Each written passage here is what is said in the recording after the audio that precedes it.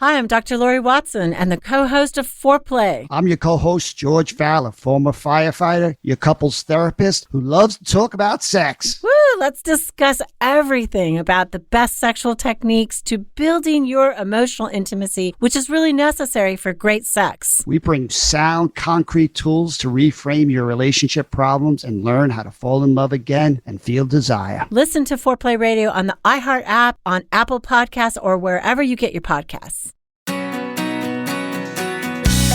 Hey everybody, and welcome to Marriage Therapy Radio. I'm Zach.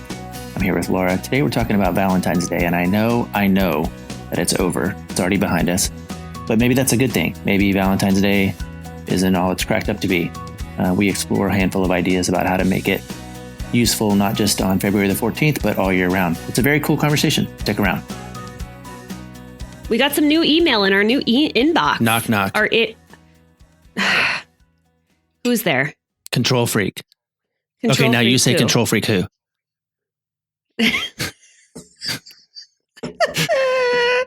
I love it. Yeah, it's a good one. I like it a lot. I'm getting sweaty over That here. came from a listener in Australia, actually. Oh, Yeah. yes. He actually sends me jokes relatively regularly. I would say about once a quarter. I'm a little hurt because he's not sending it to our inbox. No, he sends it just to me. Marriage Therapy Radio. I think he likes me better. I mean, I don't blame him. Well, I like you better. There's straight up a comment on, like, this is, again, I shouldn't do this, but I was looking at our reviews, and there's one that I know what literally you're going to says, say. we like Laura so better." much better than Zach. Sorry. That's the entire review. It's like, honestly, it's probably like one of my mom friends. Yeah. It's got to be. Yeah. Because I'm like, okay. Said nobody ever. Zach is such a more likable character. He has so much more compassion for human beings. Oh, geez, than I do. Louise. I have these new clients. They are both older, and they're struggling with. Hold on. What does that mean to you? 70s? Yeah, they're like in their 70s. And they're Okay, great. both already struggling with memory loss, which is, hard on the relationship. Yeah. So I don't know. I'm just looking for ways to solve the solvable problem. So I was like, why don't you just write stuff down? So they come in, they tell me the story the other day, which is she's like ready for dessert. And she says, can you get me some ice cream? And he says, sure. And she goes, write it down. Remember, Zach says, write it down because else we'll forget. He goes, I won't forget. I'll get you some ice cream. And then she says, but I also want whipped cream. He goes, great. Write it down. She says, write it down. And I was like, and then he's like, no. She's like, Zach says, write it down. And he says, I don't need to write it down. I'll be fine. She says, well, I want whipped cream and I want a cherry on top too. He goes, I got it. She says, write it down. And I feel like this is a joke. Is this a joke? No, this is a real story. Oh, this is real life. Okay. So then he tells me the story, right? He goes in and he makes the food and he brings it back and he gives it to her and it's eggs and bacon. It's a nice guy. And she protein. says, where's the toast? Was it a joke? Was it a joke? It was a joke. Oh, that's good. Also from Australia. Oh boy. Yeah. So this is one gentleman that's feeding you. Yeah. Feeding you all of these jokes. Yeah. He sent me like 20 of them. so much. So thank you. Well, because you've been kind of slacking, I have to admit. It is true. It is true. I've been super serious lately, but I'm, Did we? Okay. So I have to tell you this. You guys, I have, in my opinion, I think I've really tapped the gift giving. This might be a segue. I don't know. Mm-hmm. The gift giving in COVID code. And so for Christmas, what did Zach receive for Christmas? Did we ever talk about this? I don't think we did, but it was pretty hilarious. So, Cliff Notes, real quick story. Last year, Laura was giving herself major props for how amazing she was at gift giving. Yes. And she was giving her friends customized Oreos. And I got really excited because I thought I was one of her friends and I kept waiting for my Oreos, which never came. Yes. Although this year I'm out grocery shopping and she's like, are you home? And I'm like, no. She's like, you got to be home. I was like, the girls are home. And I'm like, fine, whatever. I get home and Laura has had delivered every single variety of Oreos from Albertsons, which is our grocery store. And my family's like, what is this? This is not for us. And the guy, the poor delivery guy was like, it's from Laura. Yeah. It's for Laura. Yeah. And you're like, there's no Laura here. And I'm like having to tell the delivery guy, I'm like, just go back and tell them Merry Christmas. But also you did that because I was talking about giving up sugar and you were like, nah, I'm gonna make sure. Yeah. that I ruin your life is what you said. It's true.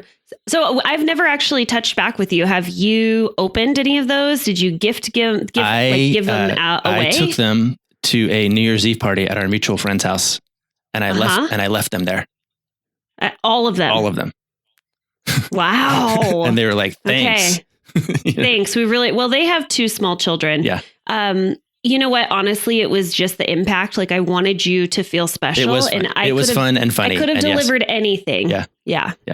Okay. Here's the other thing that I did on my mom's birthday, which was in January. I wanted to deliver something special. So I did the same thing. So this is all using Instacart, which is not this. I mean, we should get sponsored by Instacart, but it's this function where you go on, you order groceries, they deliver them within 2 hours. So I go on and I find my mom's Safeway, local Safeway, and I pick out every ingredient for ice cream sundae possible.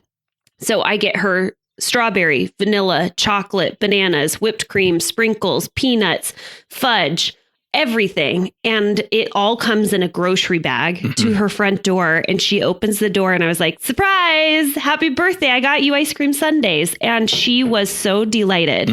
And I really feel like I've like tapped the code by giving people, like gifting them without it being expensive. I dig it. Yeah, no, it's and cool. immediate. I like that. Okay.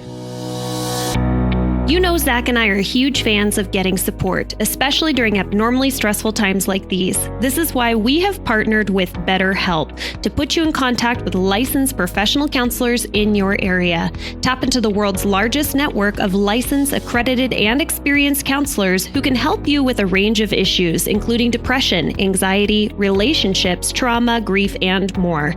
With BetterHelp's counselors, you get the same professionalism and quality that you would expect from an in-office counselor, but with the ability to communicate when and how you want. The matching process is quick but thorough, and you have the ability to communicate with your therapist how you like it, whether it be messaging, over the phone, or video conferencing. I know that in-person therapy sessions aren't feasible right now, and a lot of therapists are booked out, but don't let that stop you from getting the support that you need. The cost is less than half of what Zach and I charge, which is kind of unheard of. And when you register with BetterHelp, you're supporting Marriage Therapy Radio.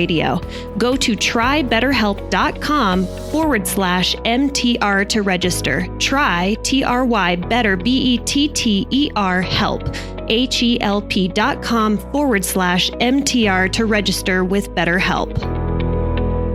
You had a topic you wanted to talk about, right? I had a topic I wanted to talk about, but I actually want to pause on that topic and talk about it next time. I want to talk about something that came up for me today that I'm interested in batting around with you. So I want to talk about Valentine's Day, basically. Do you guys do Valentine's Day? No, my husband let me know very early on that I should have a very, very low bar of expectations. Right. Yeah, we did Valentine's Day early on, and I was awesome at Valentine's Day in high school. But yeah, we don't really celebrate Valentine's Day. I was really awesome when I was. I made scavenger hunts and like had all the stuff, and it was like all over. And this episode, by the way, comes out after Valentine's Day, which is probably good because of what I think I'm going to end up saying. But here's what I wanted to tell you. Okay. I woke up this morning. I'm on this message board for dads and husbands. And this guy is asking this question, which is of other dads. He says, for those of us whose marriage isn't anywhere near Valentine's Day kind of place, I could use some help. And his issue specifically is his wife doesn't talk to him very much. They haven't done much in the past, cards, roses, flowers, blah, blah, blah. He acknowledges he's been pretty tone deaf. This Sunday, Valentine's Day is Sunday this year, 2021. He'll probably be shuttling kids in different directions. Here's the main issue. If I don't do anything or something similar to the past, it looks like I don't care. But if I do too much, it will come across as tone deaf and dishonest in the season we're in of our relationship. So I see a couple of options. Make it family oriented, like flowers, and just blah, blah, blah, or try and have a conversation about it and see what she wants. And then he says, does anybody have any other thoughts or plans for plan C? And it kind of made me want to just kind of bat it around a little bit. There's a bunch of replies from some of the guys on the message group, but I'm interested to know what you think about someone who's stuck in this kind of place where here comes, frankly, this arbitrary Hallmark invented day that is symbolic for a lot of people for a lot of reasons, pro and con. But I'm interested to know, like, where would you point this guy? What would you offer this guy in terms of how to manage Yeah. what is clearly a stagnant relationship, if we're being generous. Mm-hmm. And here comes this secret, landmine called February 14th. Yeah. So the good news is that you can respond back to him in real time. So Yes, I can. it is the 11th today. Here's what I'm going to recommend. I'm going to recommend that if people feel like their partners might feel like Valentine's Day is sort of this disingenuous, and that's why my husband doesn't celebrate. He's like, I don't need a day to remind me of how amazing our love is, and I don't need a day to remind me to be special to you. I can do that any day. And okay, I want to circle back on that very sentence, but go ahead and tell your story. That I can do that any day. I'm going to come back to that very sentence. What I will say is that he's thinking about it. And if he's thinking about it, it's usually a reflection as to how she's thinking. So he, the guy in my group, or he, Ryan? Yes, the guy in the group. If he's thinking about this and he's messaging you guys and he's like, hey, I know this Valentine's Day is coming up. We're not connecting, but I'm thinking about it. Mm-hmm. Then I would say, great. That means that your wife is also thinking about it. And does it? What I would, I think, yes, I think she's thinking about it as well. Okay. All right. She is. But my recommendation is make her feel special and do it February 14th.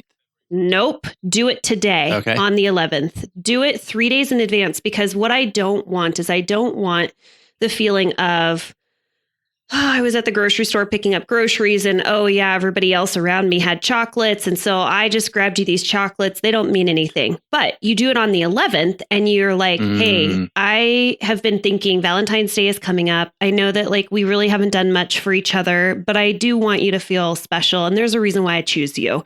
And so I got you this thing. You do it 3 days in advance and it's like, wait, what? Yeah. This was pre-planned. This wasn't an afterthought. And that's what I want is I want for people to feel like this was pre-planned. I like it. In fact, I might actually comment on the post and tell this guy that my podcast partner says you should do this. No. Today. Do it today. Totally. No, I dig it. And I think that's my point, right? Kind of this thing about what's so special about this day that got designed or set apart by corporate America or whatever. Actually, the story of Saint Valentine is pretty fascinating. You should check it out. It has beheadings. There's beheadings. What? Yeah. It's pretty fun, but I don't want to go into that. Maybe my son and I will check out a book, a very graphic novel. My brother-in-law and sister-in-law, so Rebecca's sister and her husband, got married right around Valentine's Day. And the guy who did the sermon or the homily, I guess, started talking about the history of Valentine's Day. And so there we are at this wedding and he's talking about beheadings in front of the whole thing. And I'm like, okay, cool. Yeah, I'll never forget this one. Nope, never will.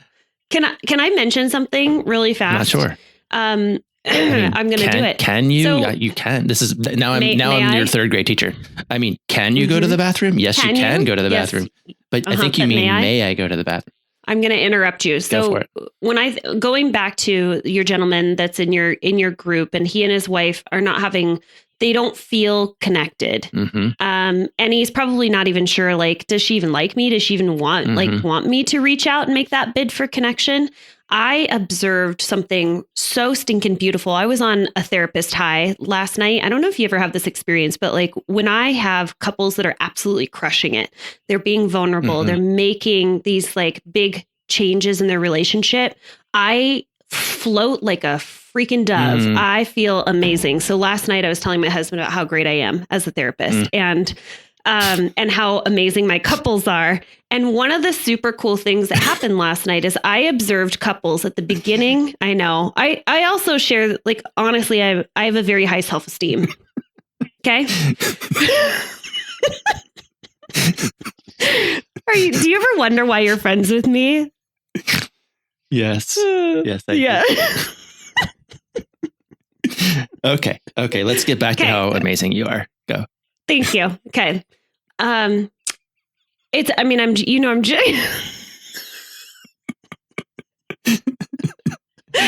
I'm sweating. Stop. Okay. All right. Okay. I'm ready. Are you? I'm ready. Okay. Okay. Ready? Okay. So this couple starts off and they are in session and they're totally disconnected. And you can tell there's contempt all over their face. Okay. And they are having a very difficult time doing a repair exercise. So I'm having them choose their repair statements. And they make note, like they're like, I'm having a really hard time doing this because I don't think even if I was to make a repair, my partner would even accept it because we don't even really like each other that much. This is what they're saying. Okay. So time goes on, and eventually what ends up happening is she reaches across the chasm and she says something along the lines of, hey, why don't we use, I don't usually do this, but I'm going to share because nobody has any idea who I'm talking about.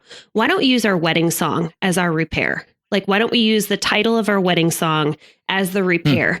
And at that moment, he freaking softened. And it was literally like the thing that was needed. She repaired in the moment by offering this suggestion. Sure, yeah. It was so meta. But what I'm saying and how I'm trying to relate this is that by him making this Valentine's Day gesture, he's really unsure. He's going to yes, the guy in the group. Let's give him a name because I get confused. Let's call him Chad. We've used Chad in the past. No? Chad is just going to be like our universal guest, our universal fake guy. Is Chad. It's Chad and the female, what's the famous name? Karen. Chad and Karen. I don't know. I don't want to use Karen, but we can use Chad. All right. So Chad. So by Chad making this gesture, it's on him reaching across. Exactly. It's him reaching across the chasm. Okay. And it's not a half-assed gesture. He's actually being vulnerable and saying something along the lines of, hey, I got this for you. But what I'm saying also is that make it vulnerable, make it special, make it something that makes her go, oh, damn, you put some thought into this. And it could be perhaps like he writes out, like the verses to the song that they dance to. Yeah. But like tap into something that reminds you of a better time. Yeah. Maybe it's like a picture of a vacation you guys went on and you have it framed. But that's what Valentine's Day is about, is not this cheesy half-assed gestures of I was at the grocery store and everybody else is doing this. So I just grabbed you, some Hershey Kisses. Yeah. It's I put thought into it. Yeah, I like it. There's in the comment section underneath this guy's comment, Chad's comment, is the beginning of a conversation around love languages, right? Like kind of the guys are chiming in and sort of saying, oh, you need to find out what her love language is or speak her love language or do whatever else. And I think just as a tangible sort of low hanging fruit, it's an interesting way to frame how to demonstrate to your partner that you do love them. Because here's a mistake that a lot of people make. And I think you're describing it in this way, which is when we're at the grocery store, it's really easy to grab some chocolates or a card or whatever and go, cool, I got a gift. And yet if gifts is not her love language, maybe it's even number 5 on the list because there's 5 love languages famously. There's probably 500 love languages overall. But if you show up with a gift and gifts is number 5, then you've really said to her, I don't love you. I don't know you at all. I don't know you. I'm not paying attention. I don't love you. So there is a little bit of sleuthing out to figure out like, what is the thing that's going to speak to her most directly? And then just for the record, the 5 love languages include gifts, but then there's also quality time, acts of service, words of affirmation, and physical touch. And all of those may have fallen off the radar in the 364 days that are not Valentine's Day. But this is where I think I was definitely thinking about and setting up the idea of, because this podcast will come out, I think on the 16th. So we've cleared the day itself. But now back to kind of Ryan's mentality is no, like I can show you on any day. And I think this is where I kind of go, which is like, do something on a day that is not debt loaded. Right. And it might be the 11th, but it might just be, March 28th or April 3rd or, Totally. And here's the other part. This is, I'll give you props again to kind of, what if somebody just showed up at her door with a bag full of ice cream sundae stuff? Like, I think there's something magical about surprise. We talk about surprise quite a bit, but your mother-in-law had this experience of just like, wait, what? Yes. What's happening? Yes. Like, this is. Thank you for mentioning her. We need to do it every episode, but go on. Wait, you mentioned her already, right? No, I don't think so. Oh, I mentioned my mom. That was my mom. Oh, yeah. Okay. Yeah. No, I like your mom way better than your mother-in-law. Really? No, I'm just saying that because she thinks I'm not funny. Okay. No, but I think that there is something magical about surprise that is part of, I think, why people get stagnant, which is what he's describing, Chad is describing in his current situation. Yeah. Is that there's just the run of the mill. We're just going to be shuffling our kids off to school. And so how do I? Yeah. Okay, but I love the idea of like, if you're a listener and you're like, oh, that's an interesting idea, then pull your phone out, just swipe, go to like June 2nd and type in a week, I'm going to surprise my partner with something phenomenal. And this is like my arbitrary Valentine's Day. This is my point of making a ritual of this. Yeah. Where it's like, and the whole idea is I really want to make you feel special. The whole idea behind Valentine's Day is that it loses the specialness because everybody else is doing it. And I think that that's what my husband was getting at when he said, I don't need a day where other people need to be reminded. I can make you feel special on a daily basis.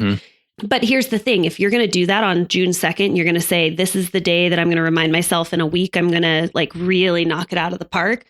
I think there still needs to be an observance, because if you ignore Valentine's Day without communicating that to your partner, like purposefully, like, I'm going to cross my arms, I'm not going to celebrate this Hallmark holiday.